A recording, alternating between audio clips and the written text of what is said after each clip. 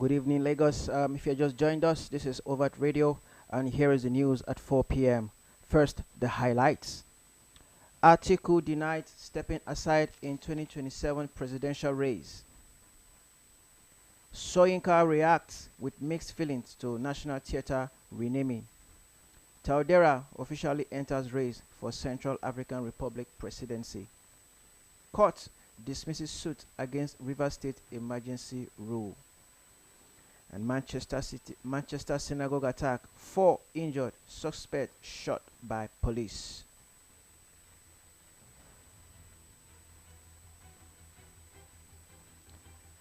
Now here are the details. Atiku denied stepping aside in 2027 presidential election. Former Vice President Atiku Abubakar rejected assertions that he plans to withdraw in favor of another contender for the 2027 presidential bid. Through a Thursday release from his media advisor Paul Ibe, Atiku labeled the report as a distortion of his latest BBC Hausa service appearance. Ibe detailed that examining the interview's footage and records in both Hausa and English translations revealed no explicit or implied intention by Atiku to yield to anyone. The release stated, after a thorough review of both the video and transcript of the interview in the original Hausa and English translation, it is evident that at no point did the former vice president expressly state, suggest, or even imply that he intends to step down for anyone. Soyinka reacts with mixed feelings to National Theatre renaming. Nobel Prize winner Wole Soyinka indicated he received the redesignation of the National Theatre in Lagos in his honor with conflicting sentiments. During the ceremony marking the venue's refurbishment and rededication, Soyinka contemplated his persistent resistance to the personalization of communal landmarks in Nigeria.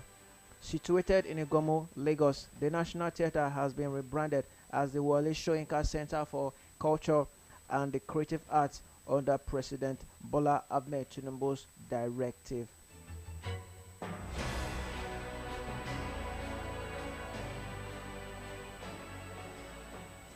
Court dismisses suit against Rivers State emergency rule. A federal high court judge in Abuja, James Omotosho, rejected a legal challenge against the imposition of emergency measures in Rivers State. The action, brought by Belema Briggs and 4 co-plaintiffs, aimed to contest President Bola Tinubu's declaration of the crisis state. Omotosho determined that the claimant did not possess sufficient legal authority to file the petition. He clarified that matters of this nature fall exclusively under the Supreme Court's purview. None of the filers asserted affiliation with the State Executive Committee or the legislative body, nor demonstrated any distinct harm. The ruling also highlighted the absence of endorsement from the Attorney General for launching the proceeding. Omotosho affirmed that the President's assertion regarding the emergency rules role in averting chaos in law and order went unchallenged.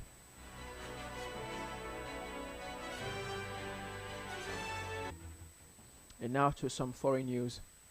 Taudere officially enters race for Central African Republic presidency.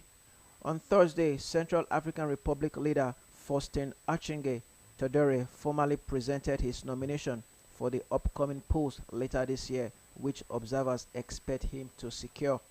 His submission was delivered at the central office of the National Election Authority (ANE) in Bangui, the capital, by the top administrator of his governing United Heart movement, as observed by an AFP journalist.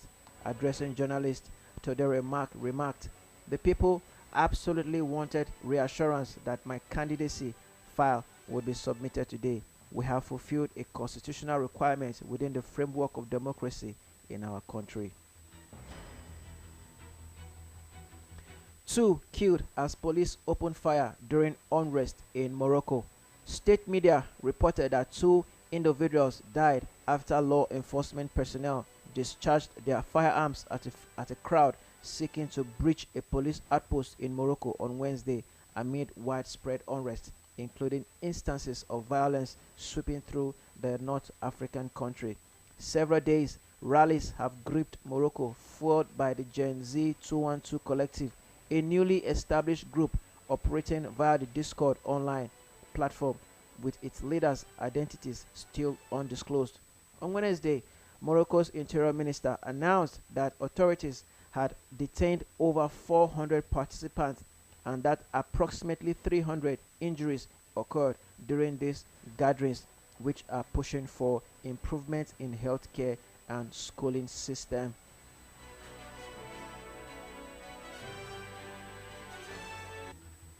Manchester synagogue attack. 4 injured, suspect shot by police. Authorities reported that 4 individuals suffered injuries and a man suspected of wielding a knife was shot by officers on Thursday following a vehicle collision and stabbing episode near a synagogue in Manchester, the United Kingdom.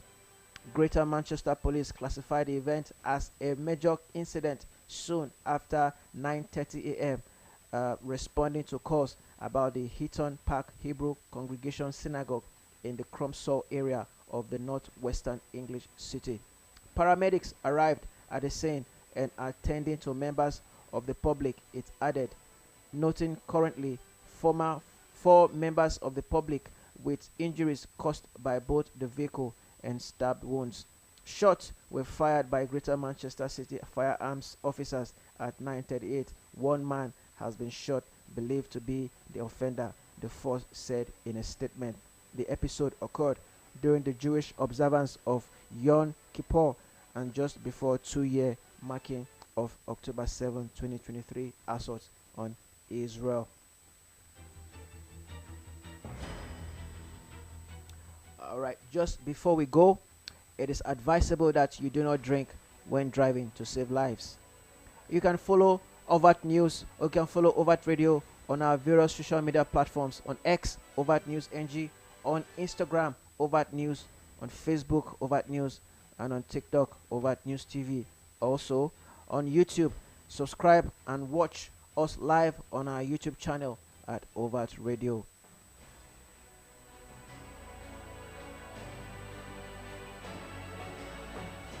To the end of the news, here are the highlights of the major stories. Atiku denies stepping aside in 2027 presidential race. Soyinka reacts with mixed feelings to National Theatre renaming. Todore officially enters race for car presidency. Court dismisses suit against Rivers State emergency rule. And we told you that Manchester City Synagogue, that 4 people were injured. Suspect was said to be shot by police. To contact the newsroom, send a message to overtradio@gmail.com. That ends the news at 4 p.m. today. More program on Overt Radio will continue shortly after the news. My name is Kenneth. I will see you some other time. Thank you, listeners.